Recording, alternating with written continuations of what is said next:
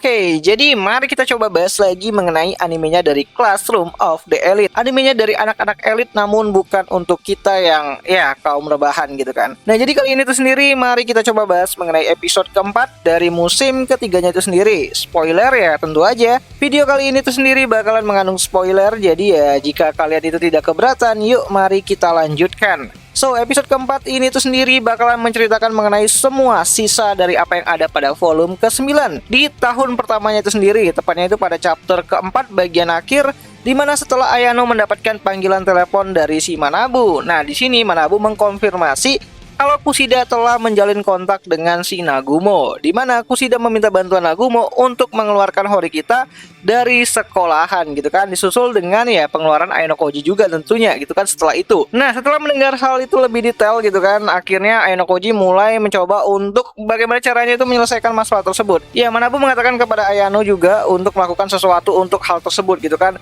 Oh ya, informasi mengenai pergerakan dari Kushida ini itu sendiri Manabu dapatkan dari si Kiriyama, si wakil ketua OSIS yang dulu sempat meragukan kemampuannya dari si Ayano-Koji ini itu sendiri.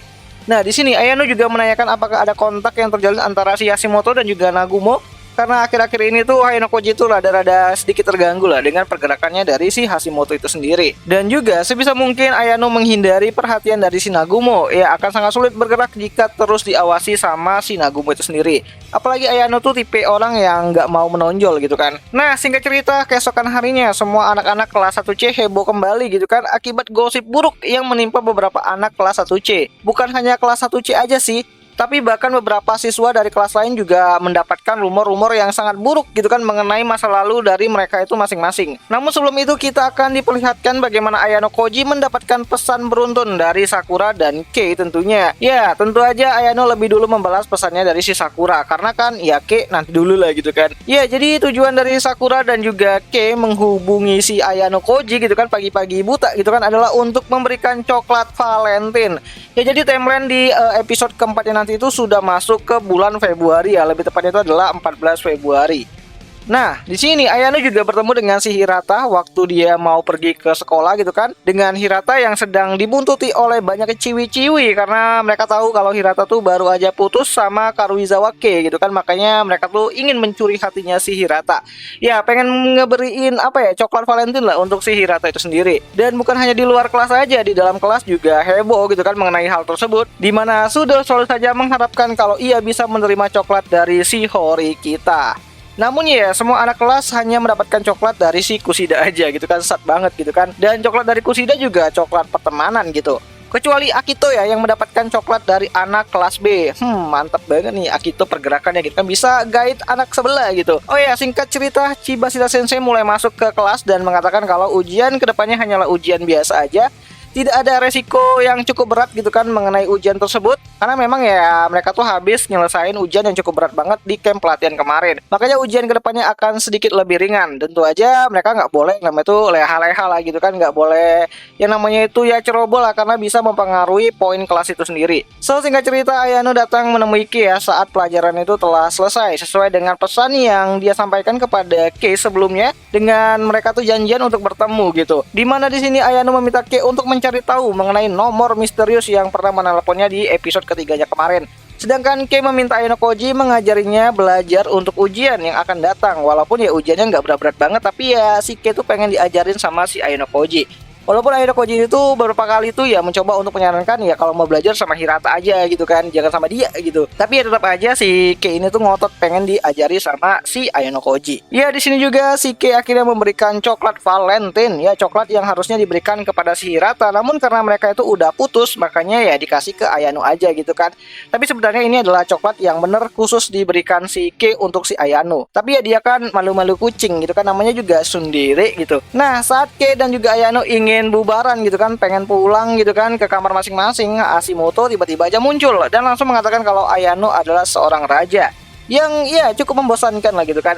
Ya, jadi di sini Hashimoto mengaku kalau ia telah membuntuti si Ayano beberapa hari belakangan ini. Dan dari hasil pembuntutan tersebut gitu kan, Hashimoto berkesimpulan kalau Ayano-Koji adalah anak yang biasa aja dan cukup membosankan, aktivitasnya ya gitu-gitu aja. Tidak ada bertemu dengan orang-orang penting dan juga tidak melakukan pergerakan-pergerakan yang cukup berbahaya menurut si Hashimoto itu sendiri gitu. Ya, di sini kita akan diceritakan mengenai proses penguntitan Ayano Koji dari POV-nya si Hashimoto. Namun ya, sebagian besar apa yang Hashimoto ini itu dapatkan ya sia-sia aja gitu kan. Bahkan saat Kei memberikan coklat pun kepada si Ayano gitu kan, Hashimoto tuh dengan mudahnya ditipu gitu kan, dan menganggap bahwa Ayano adalah sebagai perantara untuk orang yang sebenarnya ingin Kei ini tuh berikan coklat gitu. Ya, intinya di sini tuh Hashimoto tuh dibuat bergelut lah gitu kan dengan pemikiran dan kesalahpahamannya sendiri terhadap si Ayano Koji. Bener-bener GG banget gitu kan Lord kita yang satu ini. Tanpa bergerak ya dia bisa bikin lawannya sendiri itu pusing gitu kan, hanya dengan mengikuti dirinya saja.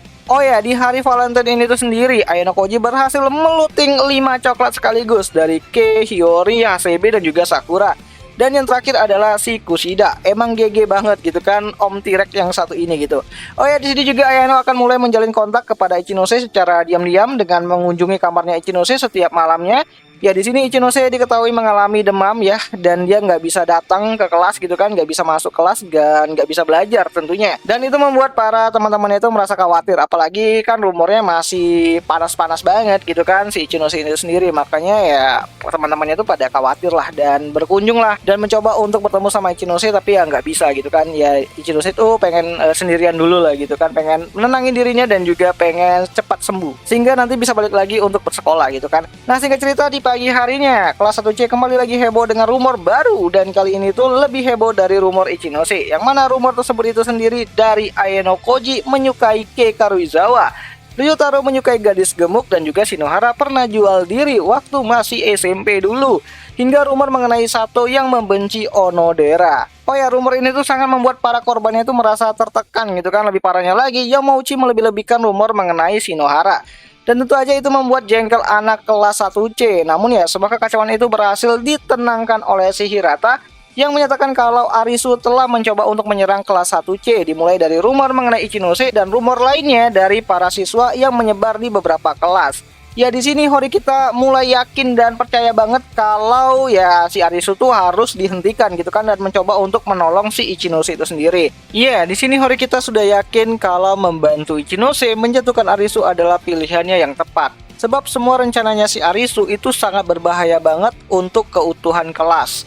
So, singkat cerita, situasi antara anak kelas D dan A semakin memanas gitu kan. Ya, beda dengan kelas lain. Kelas D, kelasnya si Ryuen, akan menyelesaikan semua masalah dan juga rumor-rumor yang beredar itu dengan kekerasan.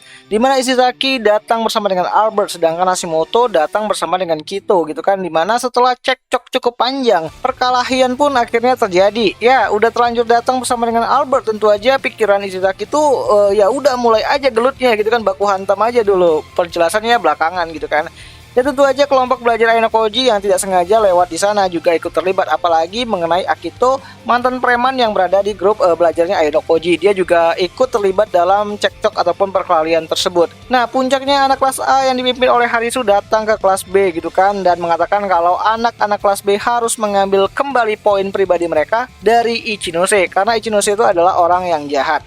Tapi di sini Ichinose mengakui masa lalunya. Ia mengatakan kalau ia dulu pernah mencuri untuk adiknya sendiri.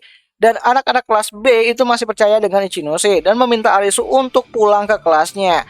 Nah, di sini Arisu gagal membuat Ichinose itu tenggelam dalam rasa sakit gitu kan, dan juga rasa malunya. Karena semua itu hasil dari solidaritas anak-anak kelas B. Ya, anak-anak kelas B benar-benar kuat dalam kepercayaan satu sama lain dan menganggap kalau semua orang punya masa lalu yang buruk. Jadi apa yang dilakukan Ichinose di masa lalu adalah hal yang sangat wajar banget sebagai kenakalan remaja, dan mereka itu memakluminya gitu kan. Dan ini membuat si Ichinose itu kembali lagi dipercaya menjadi ketua ataupun pemimpin di kelas B itu sendiri. Nah, melihat kuatnya pertahanan dari anak-anak kelas B, Arisu pun akhirnya pulang gitu kan, karena ia sudah merasa puas banget telah berhasil membuat Ayano Koji bergerak di balik layar untuk menyelamatkan si Ichinose. Ya, jadi kebenaran di balik layar itu seperti ini ya, dimana Ayano Koji ini tuh menjalin kontak dengan si Kushida dan meminta Kushida memberitahu dirinya hal-hal buruk mengenai teman satu kelasnya dan juga kelas lain gitu kan. Tentu aja dengan imbalan setengah poin pribadi Ayano Koji setiap bulannya. Dan dengan itu Ayano Koji berhasil mengunci Kushida untuk tidak membuat macam-macam terhadap dirinya untuk mengeluarkan si Ayano Koji ke depannya. Dimana kalau Ayano Koji ini tuh keluar, itu artinya Kushida tidak dapat poin lagi dari si Ayano. Tentu aja Kushida boleh bebas melakukan misi lainnya seperti mengeluarkan Horikita, dan Ayano nggak bakal ikut campur. Ya, sejauh ini sih seperti itu gitu kan. Terus dari informasinya si Kushida gitu kan, Ayano menghubungi si Kiriyama. Di mana di sini Ayano Koji berhasil memanipulasi Kiriyama untuk mau menyebarkan berita buruk mengenai teman-temannya, termasuk rumor mengenai Ayano Koji yang menyukai Kei Karuizawa. So, dengan hebohnya rumor baru, maka rumor lama mengenai Ichinose menjadi tenggelam dan tidak lagi menarik untuk dibicarakan. Selanjutnya, Ayano Koji mencoba untuk terus datang ke kamarnya si Ichinose untuk membuat Ichinose ini tuh berdamai dengan dirinya sendiri dan bisa melawan balik Arisu. Dan hal itulah mengapa Ichinose menjadi lebih tegar dalam mengungkapkan masa lalunya di depan semua orang, dan membuat Ichinose menjadi Kei kedua bagi si Ayano Koji, ya orang yang akan berhutang budi kepada Ayano Koji ke depannya, sehingga ke depannya Ayano Koji bisa mengendalikan Ichinose layaknya mengendalikan si Kei Karuizawa itu sendiri. Nah, semua tindakan Ayano di balik layar itu hanya dirasakan oleh Manabu dan juga si Arisu. Karena itulah Arisu berhenti mengejar Ichinose dan mulai membidik kelas C, yaitu kelasnya si Ayano Koji. Dan masalah rumor pun selesai di volume ke-9 ini. Nah, jadi kira-kira seperti itulah apa yang bakal ada nanti pada episode keempat, yang aku yakin banyak banget hal-hal yang bakalan di skip di adaptasi animenya itu sendiri. Karena kan mereka tuh ngejar banget tuh untuk bisa menyelesaikan tahun pertama ini tuh sendiri gitu kan. Ya sampai nanti di episode ke-13-nya gitu. Dan ya animenya dari Classroom of the Elite ini tuh sendiri untuk season ketiganya, untuk episode 4-nya sendiri bakal kembali tayang nanti pada hari Rabu depan ya. Tepatnya itu pada tanggal 24 Februari 2023. Nontonnya di mana ya? Tentu aja nontonnya itu di aplikasi Beastation lah gitu kan. Tempat nonton anime kesayangan kita semua walaupun rada-rada premium. So, akhir kata itu aja lah dulu mengenai video kali ini, dan jika ada yang salah aku minta maaf, dan sampai jumpa di pembahasan anime lainnya. Jani.